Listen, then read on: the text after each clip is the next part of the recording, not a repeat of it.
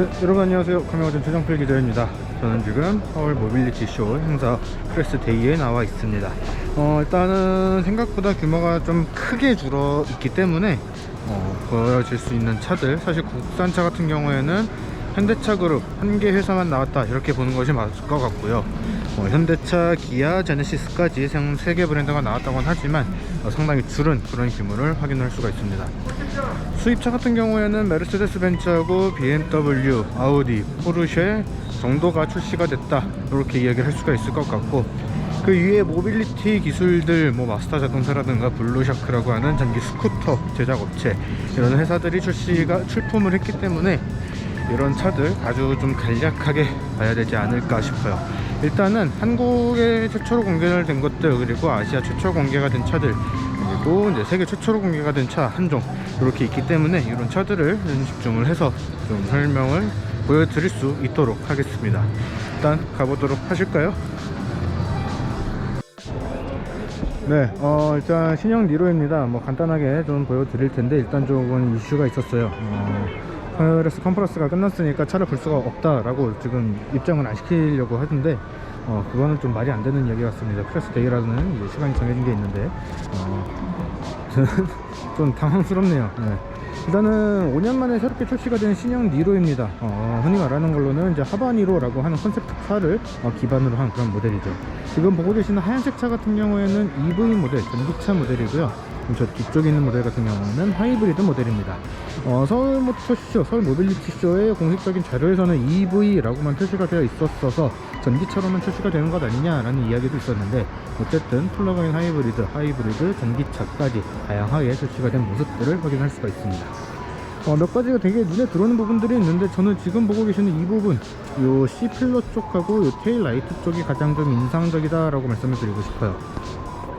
보통 이런 식으로 투톤으로 나누게 되는 거는 아우디의 R8에서 많이 보던 그런 부분들이죠. 물론 그 차만 이런 것들을 사용할 수 있다라는 건 아니지만, C필러 쪽에서 부메랑처럼 꺾여 들어오는 부분, 그리고 이제 휠하우스하고 범퍼 도어 아래쪽으로 이렇게 조금 색깔 투톤을 이용을 해서 상당히 재밌는 그런 구성을 한 것이 눈에 보입니다.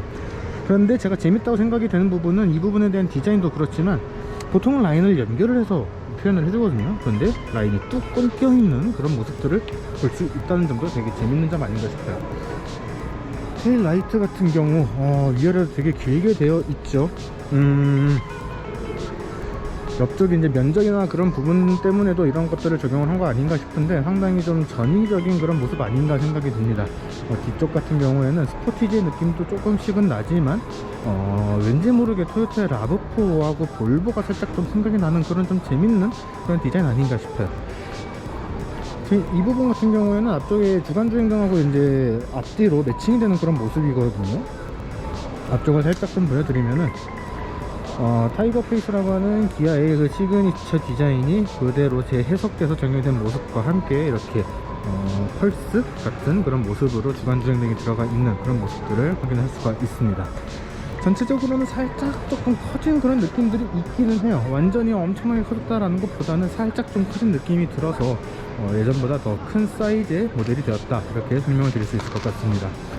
충전구가 그릴 가운데 있는 것이 좀 재밌는 부분 아닌가 싶네요. 하이브리드 모델 같은 경우에는 저 충전구가 없는 대신에 그릴 가운데 쪽에 이렇게 크롬 바가 쭉 지나가는 그런 모습들이 추가가 된 모습을 확인할 수가 있고요. 차 문을 지금 잠가 놓기 때문에 차를 안을 쪽을 보기는 조금 어렵기는 한데, 일단 외관에서 차이점 한 번 더 보도록 할까요? 얼핏 보기에는 크게 차이는 없네요. 하이브리드 모델이다 보니까 배기구가 더 안쪽에 달려 있다라는 것 정도 아닐까 싶습니다. EV 같은 경우에는 안쪽에 아예 시커멓게 선팅을 해놔서 안쪽을 아예 볼 수가 없고요. 잠깐 기다렸다가 실내 한번 보도록 할게요. 아무래도 프레스데이가 시간이 조금 짧다 보니까 이런 현상들이 좀 발생을 하는 그런 측면들이 있긴 합니다. 자, 실내 모습입니다. 실내 같은 경우에는 최신 기아 차종에서 볼 수 있었던 그런 디자인들을 좀 유사하게 볼 수 있는 그런 모습들을 확인할 수가 있습니다. 굉장히 긴 두 개의 디스플레이를 연결해 준 듯한 커브드 디스플레이 장착된 점 확인을 할 수가 있고요.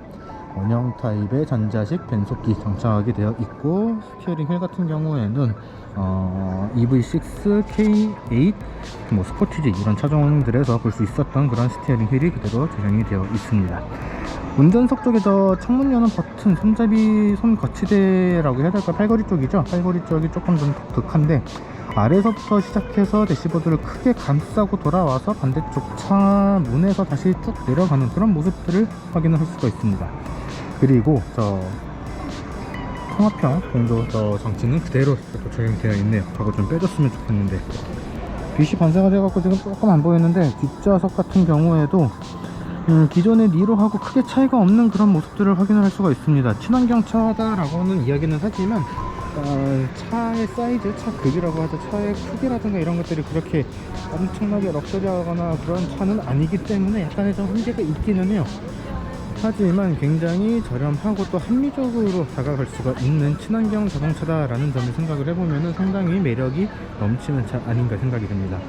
기존의 니로가 상당히 좋은 인기를 끌고 있었고 스테디셀러로서 꾸준하게 판매가 됐었다는 점 생각을 한다면 이번 모델도 판매량을 좀 기대를 해볼 수 있지 않을까 라고 생각이 드네요.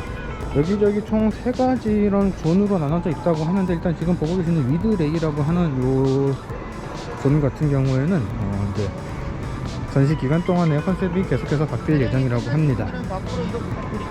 네, 저쪽에 이제 EV6 노멀, GT라인, GT까지 전시가 되어 있고, 저 반대쪽에는 최근에 출시가 됐던 K8이라든가 기아가 후원을 하고 있는 프로 게이밍 팀 담원 기아 같은 이런 다양한 활동들도 같이 확인할 수 있는 그런 모습들을 확인할 수가 있습니다. 전체적으로 상당히 넓은 공간을 차지하고 있는 대표적인 브랜드 중에 하나가 됐기 때문에 볼 것이 상당히 많지 않을까 싶네요. 자, 다음 브랜드로 아우디를 한번 살펴보도록 하겠습니다. 자, 가장 좀 마음이 복잡한 브랜드입니다. 아우디인데요. 다른 브랜드들이 모빌리티 쇼라는 이름에 맞춰서 굉장히 다양한 전기차들을 선보이는 반면에, 아우디는 굉장히 좀 전기차부터 기존의 내연기관까지 좀 다양한 차들을 선보이는 그런 모습들을 보여줬습니다. 일단 뭐 Q2가 먼저 보이는데, 얘는 도금 변경으로 바뀐 모델이거든요. 예전보다 크기가 조금 더 커졌고, 옆쪽에 측면 쪽에 Q2라고 하는 글자가 보이도록 데칼을 붙인 것도 좀 눈에 들어오는 부분입니다. 아우디 SUV 라인업의 디자인을 거의 그대로 유지를 했다라고 생각이 되고요. 헤드라이트 부분이 Q4에서 보였던 그런 디자인이 적용이 된 점, 그러니까 저런 디자인의 헤드라이트를 시그니처로 가져가겠다, 패밀리 디자인으로 가져가겠다 라는 포인트 아닌가 생각이 듭니다. 투톤으로 상당히 좀 차가 좀 떠있는 듯한 그런 이미지를 만든 것도 재밌는 점이다 라고 생각이 됩니다. 엔트리급에서의 이런 수입 SUV가 좀 가격 저항이 있기 때문에 어떻게 될지는 모르겠지만, 대부분의 브랜드들이 전동화로 열심히 가면서 전기차들로 계속해서 구성을 하고 있는데, 이번에도 내연기관 모델을 선보였다라는 점에서 좀 독특한 브랜드 아닌가 싶어요. 아까 내부가 열리는 것 같던데, 내부 살짝 한번 볼까요? 뒷좌석 같은 경우에는 크게 볼만한 부분은 없는 것 같습니다. 사이즈는 상당히 좀 컴팩트 하다 보니까 뒷좌석 역시 상당히 컴팩트한 그런 사이즈를 볼 수가 있습니다. 사용되어 있는 소재 같은 것들도 플라스틱과 뭐 가죽, 우레탄 같은 것들이 좀 적당히 섞여 있는 그런 모습들을 확인을 할 수가 있고요.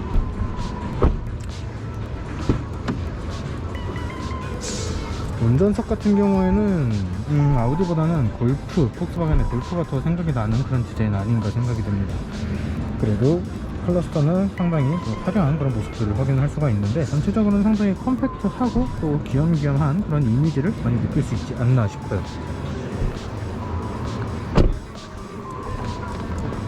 함께 공개된 모델은 세대 변경으로 돌아온 A3 세단입니다. A3 세단 같은 경우에도 컴팩트한 라인업 때문에, 컴팩트한 라인업에 들어가기 때문에 상당히 귀염귀염한 그런 이미지를 가지고 있다라는 것을 확인할 수가 있는데, A5의 축소판이라고 생각을 하면 훨씬 더 편하지 않을까 싶어요. 실내 구성 같은 경우에 기어 레버가 상당히 좀 눈에 들어오는데, 상당히 컴팩트하면서도 스포티한 그런 기어 레버가 적용이 되어 있죠. 그리고 계기판이나 인포테인먼트 디스플레이 이런 부분들이, 야 이거는 왜 아스라다처럼 생긴 디자인을 가지고 있냐, 차 사이즈가 컴팩트한데 계기판이나 송풍구의 디자인이 상당히 스포티한 모습이 적용되어 있는 것들이 좀 눈에 들어옵니다. 이거는 공식 출시가 되면은 상당히 좀 인기가 있지 않을까 생각이 드네요. 물론 가격이 좀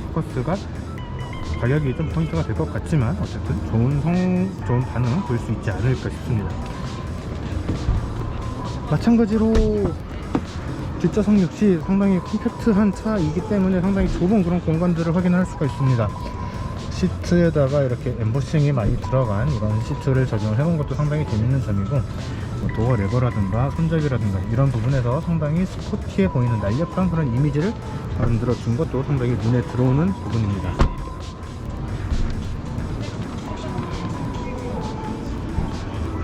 생각보다는 트렁크가 좀 큰데 차 자체가 워낙에 작기 때문에 실제로 무언가를 넣는다, 수납을 한다라고 한다면 상당히 좀 애로 사항이 많지 않을까라는 약간의 걱정이 들기는 합니다. 일단 디자인 자체는 만족스러운데 이 차 같은 경우에는 Q2보다는 조금 더 잘 팔릴 것 같다라는 그런 기대감이 살짝 들게 만드는 그런 요소들이 많이 있네요. 그 다음에 이제 RS e-tron GT가 같이 전시가 됐는데, 사실 이 차 같은 경우에는 제가 위쪽에다 링크를 하나 띄워 드리도록 하겠습니다. 한번 국내에서 공개가 됐었던 모델이기 때문에 제가 중복해서 설명을 드리는 것보다는 그 영상을 확인을 하시면 좋을 것 같아요. 그리고 이제 옆쪽에 비공개로 이제 아주 조심스럽게 공개를 한 모델인데 A6 e-tron 콘셉트카입니다. 콘셉트카이기 때문에 양산형과는 조금 차이가 있을 텐데, 일단은 프리미엄 중형 세단 A6를 기반으로 하고 있는 모델입니다. 전체적인 디자인이나 이런 것들에 있어서 A6를 많이 좀 떠올리게 만드는 그런 요소들이 있죠. 그럼에도 불구하고 조금 더 공격적으로 들어간 헤드라이트라든가 카메라를 이용한 사이드 미러가 적용이 되어 있다든가 전체적인 높이가 상당히 낮게 들어갔다라는 점 등 이런 것들을 보면은 이 차가 전기차로 나오게 됐을 때, 양산이 됐을 때 어떤 모습을 보여줄지도 상당히 좀 기대가 되는 그런 모습을 가지고 있습니다. 테일라이트 같은 경우에는 e-tron GT나 RS e-tron GT에서 봤던 것처럼 좌우로 길게 뻗어가는 이런 디자인이 적용이 되어 있죠. 물론 이게 실제 양산에 들어간다 라고는 못하겠지만 어느 정도는 비슷한 그런 느낌을 보여주지 않을까 싶습니다. 상당히 세련되고, 그리고 스포츠백 A6 e-tron이라고 되어 있지만은 A7 e-tron까지도 좀 상상을 해볼 수가 있는 그런 디자인 아닐까 싶습니다. 상당히 공격적인 디자인이라서 실제 차가 어떻게 나올지가 상당히 기대가 된다, 이렇게 설명을 줄 수 있을 것 같네요. 자, 다음 브랜드로는 BMW로 넘어가 보도록 하죠. 자, 이번에는 BMW 부스입니다. 이번에 좀 다양한 차들, 재밌는 차들이 좀 공개가 됐는데, 일단 이 BMW iX 같은 경우에는 최근에 시승기가 올라갔죠. 이 영상 같이 참고를 해주시면 좋을 것 같습니다. 전기차 브랜드 BMW i의 플래그십 모델이다 라고 할 수가 있는 iX가 함께 X3를 기반으로 한 이 전기차 SUV iX3, 그리고 4 시리즈 그란 쿠페를 기반으로 한 i4M이 전시가 됐습니다. i4M 같은 경우에는 상당히 스포티한 그런 성능을 보여주는 그런 차라서 실제로 트랙에서 주행을 해보고 싶다라는 생각이 많이 드는 그런 모델이었는데, iX를 시승을 해보고 나니까 정말 좀 기대가 더 좀 기대치가 높아졌다, 이렇게 이야기를 드릴 수 있을 것 같습니다. 근데 사실 i4, iX, iX3 같은 경우에는 얼마 전에 시승을 하면서 봤기 때문에 약간 좀 덜한데, 여러분들은 같이 좀 관심 있게 보시면 좋지 않을까 싶어요. BMW가 전동화를 하는 데 있어서 선봉장처럼 활동을 하게 될 그런 모델이다 보니까 좀 집중을 해서 보시면 좋을 것 같고, 조금 좀 이제 아주 새롭다라고 얘기할 수 있는 모델이 바로 이 차 아닐까 싶습니다. 미니 3도어를 기반으로 한 전기차 모델은 미니 일렉트릭 모델이거든요. 일렉트릭 전기차이기 때문에 조금 더 이 라인 색깔이라든가 사이드 미러에 들어가는 라인 색깔이라든가 휠에 적용되어 있는 림이라든가 이런 부분들을 이용을 해서 전기차라는 것을 좀 적극적으로 드러낸 그런 모습들을 확인할 수가 있습니다. 휠 디자인이 좀 독특하죠. 사실 이 미니 일렉트릭 같은 경우에도 지금 보고 계신 이 모델이 2세대 모델이에요. 1세대 같은 경우에는 우리나라에는 출시가 안 됐었고, 저 같은 경우에는 예전에 독일 모터쇼를 갔을 때 잠깐 볼 수 있는 기회가 있었거든요. 그때하고 비교를 했을 때 동일한 휠 디자인이기는 하지만 전체적인 크기가 조금 더 커졌기 때문에 주행 가는 거리라든가 성능이라든가 이런 부분들이 조금 더 늘어나지 않았을까라는 기대를 해봅니다. 실내 같은 경우에도 이제 미니 열릴까? 열리는구나. 사진은 말고 이렇게 보도록 하죠. 실내 같은 경우에도 기존의 미니 3도어하고 상당히 유사한 그런 디자인을 가지고 있는데, 이 미니 일렉트릭 특유의 E 로고, 플러그를 달는 E 로고가 곳곳에 적용되어 있고, 방금 보셨는지 모르겠는데 계기판에도 문을 열 때 이 E 로고가 살짝 떴다가 사라지는 그런 모습들을 확인할 수가 있었습니다. 전체적으로는 그럼에도 미니다 라고 이야기를 했었기 때문에 상당히 재밌는 드라이빙이 가능하지 않을까 라고 생각이 들고요. 이 로고죠. 이 로고가 미니 일렉트릭에 적용되는 전용 로고다, 이렇게 이야기를 할 수가 있을 것 같습니다. 지금 보니까 이것도 쿠퍼 S네요. 쿠퍼 S라는 거는 쿠퍼 S 그리고 이제 JCW까지 다양한 라인업을 선보인다 라는 이야기로 받아들이면 되지 않을까 싶습니다. BMW가 재밌었던 이유 중에 또 한 가지는 지금 앞에 보이시는 저 스쿠터, BMW 모터라드의 전동화 스쿠터입니다. C204라고 되어 있는데, 일반적으로 보아왔던 그런 스쿠터하고는 좀 형상이 다르죠. 앞뒤로 길게 쭉 뻗어있는 그런 모습을 볼 수가 있는데, 배터리의 용량 확보하고 전기 모터의 배치 때문에 이렇게 한 건 아닌가 싶고요. 그럼에도 불구하고 상당히 만화에서 볼 것 같은 그런 디자인을 적용해놓은 그런 모습들을 확인을 할 수가 있습니다. 저는 오토바이 같은 경우에는 그렇게 잘 아는 편은 아니기는 하지만, 디자인이 정말 멋지다, 한 대 갖고 싶다 라는 생각이 드는 디자인이다 라고는 말씀을 드릴 수 있을 것 같아요. 이게 또 재밌는 모델 아닌가 싶습니다. 이게 전세계에 딱 한 대 있는 모델이다, 이렇게 얘기를 하는데, 정식적인 명칭은 미니 스트립이라고 합니다. 지금 표면이 상당히 거칠죠. 이렇게 되어 있는 이유는 컬러를 전부 다 벗겨냈기 때문입니다. 패션 디자이너 폴 스미스하고 같이 디자인을 한 모델이고요. 상당히 날것의 느낌을 드러내서 미니라고 하는 브랜드가 날것의 즐거움을 가지고 있다라는 것들을 보여준 그런 한정판 모델이다, 이렇게 얘기를 할 수가 있을 것 같습니다. 뒤쪽에서 봐도 표면이 상당히 거친 것들이 좀 재밌는 그런 포인트가 아닌가 싶고요. 살짝 이게 한정판 저기 한 대만 있는 거니까 열지는 말고, 스티어링 휠이라든가 센터 패시아라든가 상당히 재밌는 그런 구성이 적용이 되어 있는 점들을 할 수가 있습니다. 도어 스트랩, 밧줄을 꼬아 놓은 듯한 그런 도어 스트랩과 컬러풀한 안전벨트까지 상당히 재밌는 디자인을 가지고 있는 그런 모델 아닌가 싶어요. 이 차도 모터쇼, 모빌리티쇼 오시게 되면 꼭 좀 볼 수 있으셨으면 좋겠습니다. 자, 다음 브랜드로 포르쉐를 한번 가보도록 하죠. 자, 이번에는 포르쉐입니다. 포르쉐 같은 경우에도 지금 열심히 전동화를 하고 있죠. 그래서 이제 타이칸 투리스모가 국내 공식 판매를 시작한다라고 이야기가 나왔었기 때문에 타이칸 투리스모를 메인으로 올리지 않을까 했었는데, 의외로 전혀 상관이 없는 모델이 메인 무대에 올라섰습니다. 일단 지금 보고 계시는 게 타이칸 4 투리스모 모델이죠. 뒤에가 상당히 뭉툭한 그런 디자인이 적용이 되어 있는 모습들을 확인할 수가 있는데, 메인이 된 모델은 저 두 가지입니다.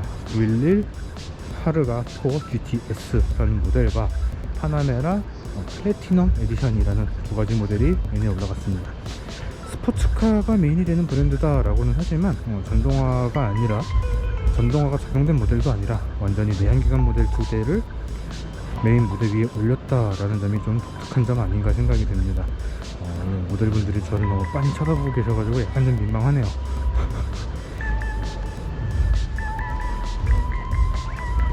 그리고 이제 저는 이제 초대를 안 해줘가지고 좀 경험을 못 해봤는데, 마칸 GTS도 우리나라에 공식적으로 공개가 됐습니다. 지금 메인까지는 아니지만 옆에 살짝 전시가 되어 있죠. 새빨간 컬러가 참 이쁜 것 같습니다. 마칸이라는 차 자체가 사이즈가 상당히 작은 편인데, 이런 빨간색 컬러가 잘 어울리는 것도 참 쉽지 않은데 상당히 재밌는 그런 디자인이 정해진 건 아닌가 싶어요. 그리고 이 마칸 GTS하고 함께 공개가 됐던 마칸 터보 GT하고 911 GT3도 같이 전시가 됐습니다. GT3 뒤쪽에 있는 저 은색차 같은 경우에는 99X 일렉트릭인가요? 그렇게 기억을 하는데, 상당히 멋진 차들이 많이 있음에도 불구하고 생각보다 좀 무난한 차 두 종을 메인 무대에 올렸다는 점이 다시 한번 좀 눈에 들어오는 부분이라고 생각이 됩니다. 911 GT3 같은 경우에는 가능할지 모르겠지만은 시승기로 좀 도전을 해볼까 합니다. 그냥 이렇게 빠르게 설명을 드리기에는 약간 좀 아깝다라는 생각이 드는 그런 차라서 나중에 다시 한번 리뷰를 시도를 해보는 걸로 하겠습니다. 일단 날개가 진짜 매력적이기는 하네요. 자, 저 옆에 메르세데스 벤츠가 있죠. 벤츠 디자인 한번 보도록 할게요.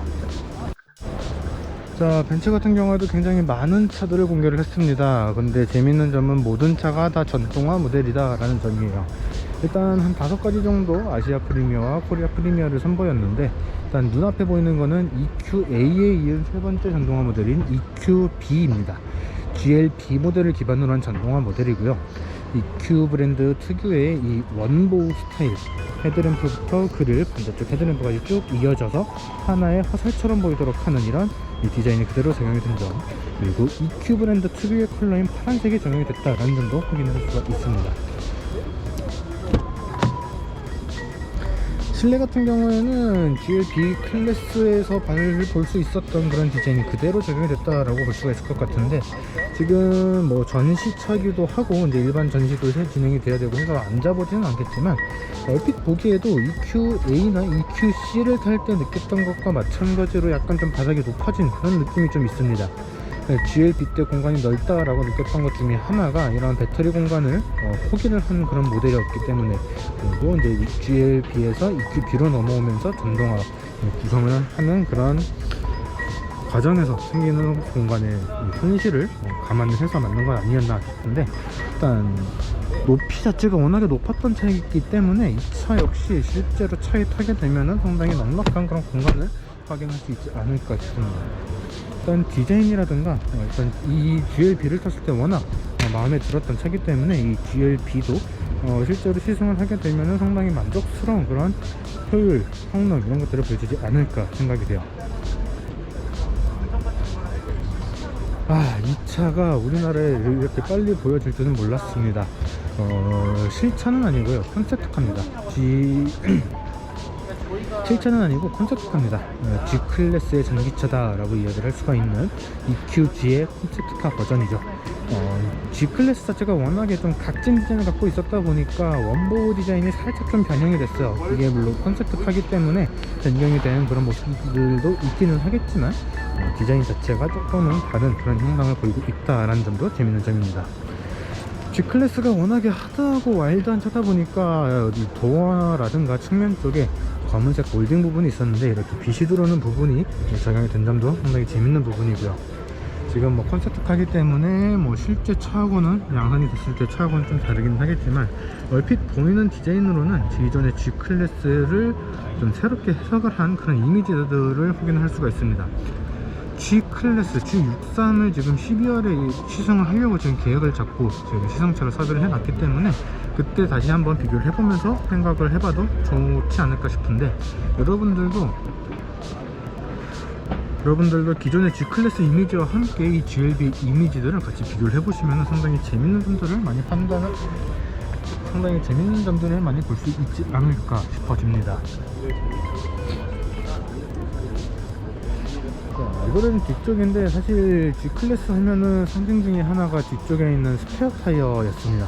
굉장히 커다랗게 들어간 그런 스페어 타이어, 하드 케이스에 담겨있는 그게 상당히 시그니처다 이렇게 얘기할 수가 있는데, 지금 보고 계신 이거는 타이어가 들어갈 것 같지는 않죠. 뭐 충전기나 충전 포트하고 관련된 것들이 들어가게 되지 않을까 싶습니다.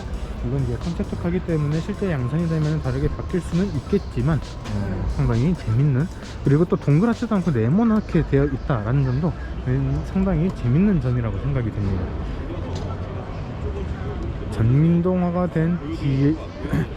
된 G클래스, 과연 실제로 양산이 되면 어떤 모습을 보여줄지 기대가 되네요.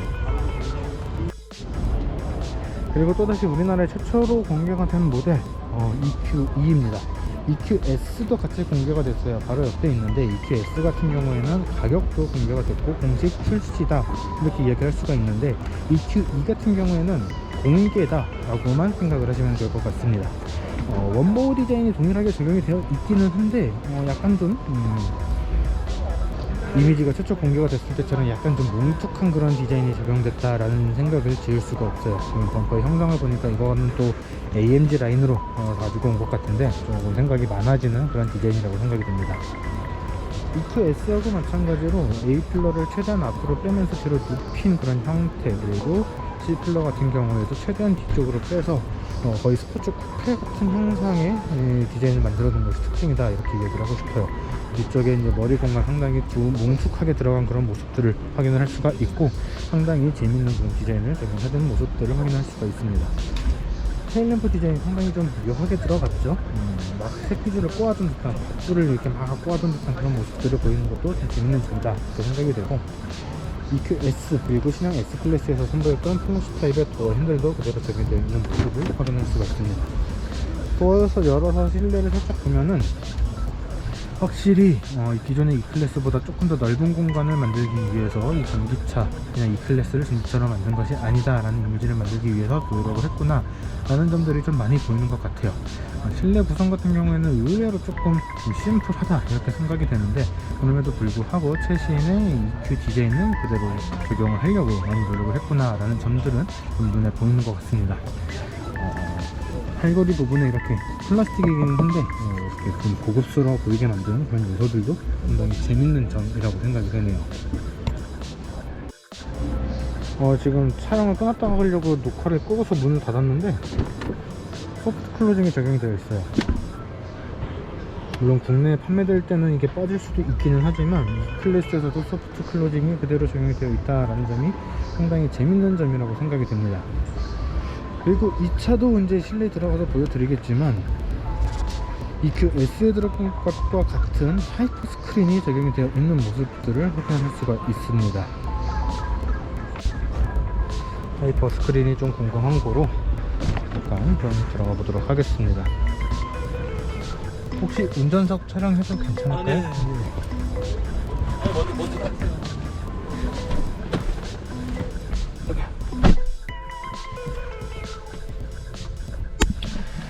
자, EQ2의 운전석으로 들어와 봤습니다. 약간 구성이 다르기는 하겠지만은 동일하게 하이퍼 스크린이 적용이 되어 있기 때문에 이 차를 기준으로 봐도 좀 이 하이퍼 스크린에 대한 이해를 좀 할 수 있지 않을까 생각이 듭니다.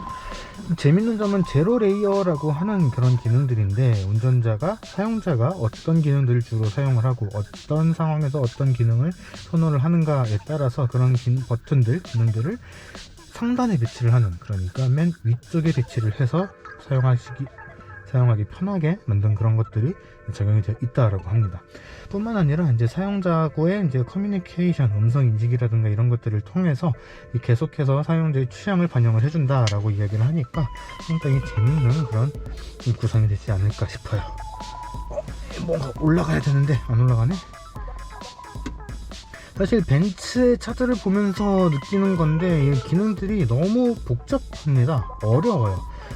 좋은 걸 수도 있죠. 다양한 신기술들이 들어가는 거니까 좋을 수도 있는데, 너무 많은 기능들을 탑재를 하고 있고, 그 기능들을 편하게 쓰기 위해서 또 다양한 기능들이 또 추가를 하는 그런 형태가 되다 보니까 상당히 좀 사용하기가 어려워지는 그런 경향들이 있었습니다. 이 하이퍼 스크린이 그것을 어떻게 해소를 해줄지가 좀 기대가 되는데, 좀 지켜봐야 되지 않을까 싶어요. 앞쪽으로 쭉 밀어내는 이런 컵홀더, 가운데 수납 공간, 안쪽에 무선 충전 패드도 확인을 할 수가 있고요. 전원 버튼, 시동 버튼이라고 자꾸 입에 붙는데 시동 버튼이 아니고 전원 버튼. 아이고, 발음이 꼬인다. 전원 버튼 가운데 자리를 하고 있고, 터치 패드죠. 위쪽에 있는 것들을 조작을 할 수가 있는 터치 패드 자리를 하고 있는 그런 모습들을 확인할 수가 있습니다. 지금 이쪽도 조작이 원래는 가능한 것으로 알고 있는데, 지금은 이게 데모카처럼 좀 설정이 되어 있어서 그런지 따로 조작되는 모습들을 확인할 수가 없네요. 이게 실제로 어떤 모습들을 보여줄지, 어떤 기능, 어떤 편의성을 보여줄지가 상당히 기대가 됩니다. 일단 EQ2 이 정도로 보고 EQS 한번 살짝 빠르게 보도록 할게요.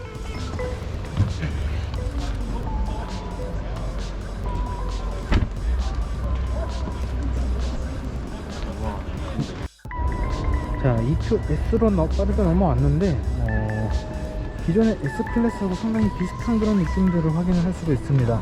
비슷한 듯 다르다, 이렇게 이야기할 수가 있을 것 같은데, 상당히 좀 널찍한 공간, 그리고 소재라든가 앰비언트 라이트라든가 이런 부분들에 있어서 상당히 고급스러운 소재들을 적용을 한 것, 고급스럽게 구성을 했다라는 점이 상당히 매력 포인트가 아닌가 싶습니다. 전체적인 느낌은 엄청나게 화려한 저 세상에서 온 듯한 미래 지향적인 이런 고급스러움보다는 익숙하면서도 다른 그런 고급스러움이다, 이렇게 설명을 드리는 것이 맞을 것 같아요. 상당히 고급스러워 보이면서도 익숙한 것, 그러면서도 미래지향적인 그런 이미지가 상당히 재밌는 점이라고 생각이 듭니다. 이건 또 소프트 클로징이 적용이 안 되어 있네요. EQ2는 되어 있는데 EQ-S는 또 빠져 있어요. 왜 그러는지 모르겠습니다. 운전석 잠깐만 또 앉아볼게요.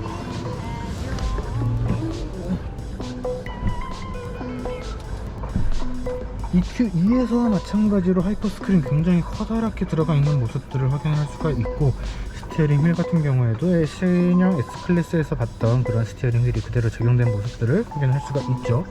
EQ2하고 약간의 차이가 있다라고 한다면은 앰비언트 라이트가 이 윗줄에 쭉 한 줄 더 들어갔다라는 점입니다. 이것들은 EQ2와 EQS의 차이점을 만들기 위해서 적용해둔 것 아닌가 싶어요. EQS를 사면은 모나미 플러스 펜도 같이 주나요? 아니겠지? 신형 S클래스 같은 경우는 여기 송풍구가 4개가 자리를 하고 있었기 때문에 상당히 좀 복잡한 생각이 많아지는 그런 디자인을 가지고 있었는데, 하이퍼 스크린에 맞춰서 라인이 조금 더 정돈이 되면서 조금 더 고급스러워진 그런 느낌들을 전해주는 것도 재밌는 점이라고 생각이 됩니다. 이 차가 이제 전동화 럭셔리 전기차 시장에서 확실한 강자가 될 수 있을지는 조금 지켜봐야 될 것 같아요. 일단 가격 같은 경우에는 마이바흐 S 클래스하고 비슷한 가격대가 설정이 됐거든요. 1억 7천 혹은 1억 8천 정도의 가격이 책정이 됐는데, 과연 어떤 성적들을 보여주게 될지 기대를 해봐야 되지 않을까 싶습니다. AMG 모델 같은 경우에는 AMG 특유의 수직형 그릴이 이렇게 적용되어 있는데, 저는 이게 안쪽에 들어가 있는 그래픽처럼 보이는 그런 부분, 이거를 기대를 했어요. 그러기를 바랬는데 그렇지는 않은 볼록볼록 튀어나온 그런 모습들을 확인할 수가 있습니다. 사실 되게 서드파티 제품 갖다 붙여둔 그런 느낌이 들어서 약간 좀 아쉽게 느껴지기는 하는데, 전체적으로는 EQS하고 동일한 형상을 가지고 있고 조금 더 스포티하게 만드는 그런 요소들, 이런 디자인이라든가 밑에 있는 핀이라든가 이런 부분들을 적용을 해놨기 때문에 비슷한 듯 하면서도 확연히 다른 그런 이미지를 보여준다, 이렇게 설명을 드릴 수 있을 것 같습니다. 자, 다음으로는 마세라티 한번 보도록 할게요. 마세라티 같은 경우에는 작년이었죠. 어느새 작년이 됐는데, 작년에 우리나라에 살짝 선보였던 MC20를 공식적으로 가지고 왔습니다. 그 당시에는 모업이었는데 이번에는 실차를 가져왔다라는 점이 좀 눈에 들어오는 부분이고요. 왼쪽에는 르반떼 GT 하이브리드라는 모델입니다. 마세라티의 판매량을 끌어올리는데 약간 좀 도움을 준 그런 모델이죠. 르반떼 모델의 하이브리드, 거기다가 GT라는 이름을 붙여서 한층 더 효율적이면서도 스포티한 그런 이미지를 만든 것들이 특징입니다. 크게 차이는 사실 모르겠어요. 브레이크라든가 저 상하 안가미 같은 부분에 파란색이 조금 더 들어갔다라는 부분 정도? 그 외에는 겉에서 보이는 것들, 실내에서 보이는 것들, 그냥 얼핏 눈으로 볼 수 있는 부분들에서는 엄청난 차이가 느껴지진 않습니다. 2리터 엔진과 하이브리드 파워트레인이 같이 적용이 되어 있는 것으로 기억을 하는데, 과연 실제 주행을 할 때 예전만큼 스포티하고 강력한 성능을 보여줄지, 이것이 좀 관건이 되지 않을까 생각이 되고요. MC20 같은 경우에는 이제 새롭게 적용된 엔진이 좀 메인이죠. 사실 예전에는 이제 그 상위 트림에 들어가는 이제 엔진들을 페라리에서 받아서 썼었는데, 이제는 3리터 엔진, 네티노 엔진이라고 하는 이제 공식적으로 자체적으로 만든 엔진이 장착이 되어 있습니다. 버터플라이 윙처럼 열리는 그런 도어라든가 심플하지만 굉장히 낮고 또 공격적인 디자인으로 설정이 되어 있는 인테리어 디자인이라든가 이런 부분들에 있어서 과연 다시 마세라티의 상징적인 그런 이미지를 가져갈 수 있을지가 좀 기대가 됩니다. 국내 판매 가격이 3억 900만원으로 기억을 하는데, 과연 이 금액에 대한 가치를 어떻게 보여줄지도 좀 기대가 됩니다. 자, 완성차 브랜드에서는 마지막입니다. 현대자동차인데, 현대자동차는 좀 특이하게 신차를 공개를 하지를 않았어요. 대신에 아이오닉 5를 기반으로 한 이 자율주행 4단계가 가능한 로봇이 이거를 전시를 했고요. 그리고 이제 다양한 라이프스타일 존 보스턴 다이나믹스를 인수를 하면서 새롭게 구축을 한 이 로보틱스 제품이라든가 벨로스터 N ETCR 모델이라든가 전동화 모델의 포커스가 되는 기존이 됐던 이 RM202를 전시를 해놓은 것들을 확인할 수가 있습니다. 그리고 지금 약간 좀 어느새 무대 구성을 다 바꿔버렸는데, 지금 저쪽에는 이제 프로페시 콘셉트카가 가동하고 있고요.